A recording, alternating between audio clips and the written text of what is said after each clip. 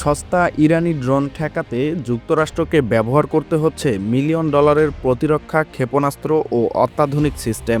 অর্থাৎ আকাশে উড়ছে সস্তা লক্ষ্যবস্তু, কিন্তু তা নামাতে খরচ হচ্ছে অমূল্য সম্পদ।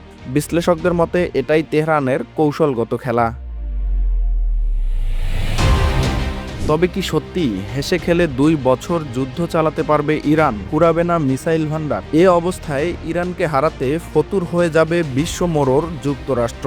আর ইরানের এই কৌশলেই কি নিঃস্ব হচ্ছে মার্কিন অর্থভাণ্ডার? সমরবিদদের মতে ইরানের কাছে এই মুহূর্তে অন্তত 2 বছর ধরে যুদ্ধ চালিয়ে যাবার মতো সামরিক রসদ রয়েছে, যার মধ্যে অন্যতম হল মিসাইল ও ড্রোন সক্ষমতা। ইরানের ফাঁদে ট্রাম্প। যুদ্ধের ময়দানে ঠিক এমনই এক অসম সমীকরণ তৈরি হয়েছে। সরাসরি সামরিক শক্তিতে নয়, বরং ব্যয়ের ভার বাড়িয়ে প্রতিপক্ষকে ক্লান্ত করে তোলা। আর এই দীর্ঘমেয়াদী অর্থনৈতিক চাপই কি শেষ পর্যন্ত রাজনৈতিক চাপ হয়ে ফিরবে ডোনাল্ড ট্রাম্পের দোরগোড়ায়?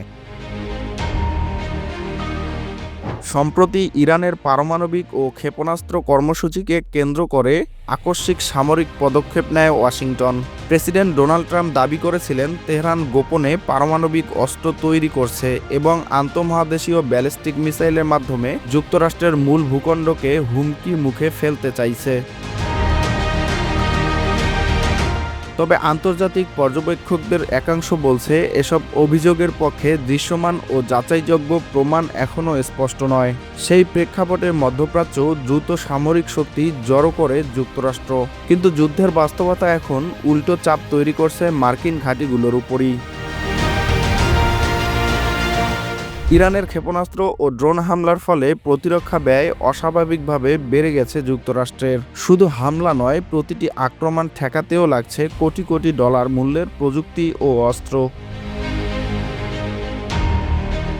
কাতারের আল উদয়ি এয়ারবেস মধ্যপ্রাচ্যে যুক্তরাষ্ট্রের সবচেয়ে বড় সামরিক ঘাঁটি। এখানেই মোতায়েন ছিল NFPS-132 মডেলের একটি অত্যাধুনিক রাডার সিস্টেম। মার্কিন প্রেসিডেন্ট কমান্ডারের জন্য ছিল এটি আগাম সতর্কবার্তার অন্যতম প্রধান স্তম্ভ। আনুমানিক $1.1 বিলিয়ন এই রাডার ইরানের ব্যালিস্টিক হামলায় অকার্যকর হয়ে পড়েছে বলে দাবি করেছে সামরিক সূত্রগুলো।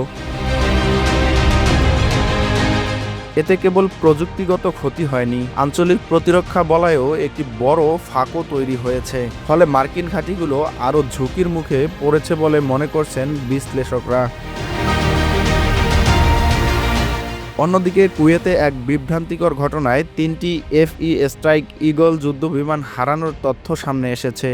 ড্রোন প্রতিহত করতে গিয়ে ভুল প্রতিরক্ষামূলক পদক্ষেপ এই ক্ষতি হয়েছে বলে জানা যায়। প্রতিটি যুদ্ধবিমানের বাজার মূল্য ধরলে প্রায় $280 মিলিয়ন আর্থিক ক্ষতি দাঁড়ায়।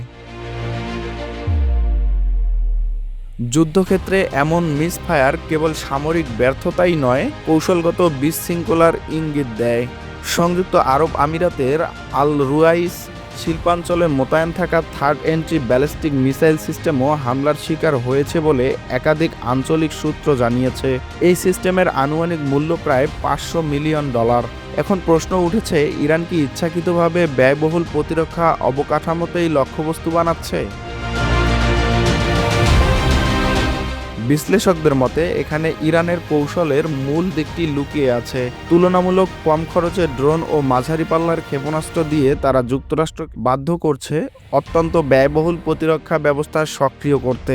অর্থাৎ একটি সস্তা ড্রোন ঠেকাতে ব্যবহার করতে হচ্ছে মিলিয়ন ডলারের ইন্টারসেপ্টর। দীর্ঘমেয়াদী এই অসম অর্থনৈতিক সমীকরণ যুক্তরাষ্ট্রের জন্য চাপের কারণ হয়ে উঠতে পারে। Nahid Hasan, Bangla reports, global views.